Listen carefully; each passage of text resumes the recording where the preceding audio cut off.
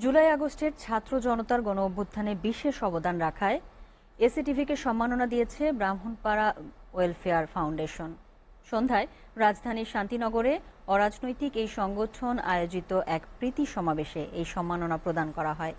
সমাজের বিভিন্ন ক্ষেত্রে অবদান রাখায় ৩২ গুণীজনকেও সম্মাননা ক্রেস্ট দিয়েছে সংগঠনটি। ফাউন্ডেশনের সভাপতি মোহাম্মদ শরীফুল আলমের সভাপতিত্বে এবং সাধারণ সম্পাদক কামরুল ইসলাম ভূঁইয়ার পরিচালনায় অনুষ্ঠানে প্রধান অতিথি ছিলেন ব্যারিস্টার আব্দুল্লাহ আল মামুন। কুমিল্লার ব্রাহ্মণপাড়া উপজেলার বিশিষ্ট ব্যক্তিবর্গ এ সময় উপস্থিত ছিলেন।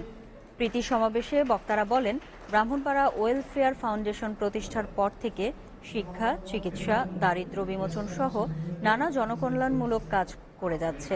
আগামীতেও এই ধারাবাহিকতা অব্যাহত থাকবে। যেই আর্থিক সহযোগিতা এবং সমস্ত কিছু এইভাবে যদি করা হয়, আমি তার সাথে সর্বোচ্চভাবে থাকবো। আপনারা আসেন, আমাদের পুরী এবং ব্রাহ্মণপাড়া সারা বাংলাদেশের মানুষ জানে কুমিল্লা হচ্ছে শিক্ষিত স্থান 1 নম্বরে, আর সেই পুরাপত্তনই হয়েছে ব্রাহ্মণপাড়া থেকে।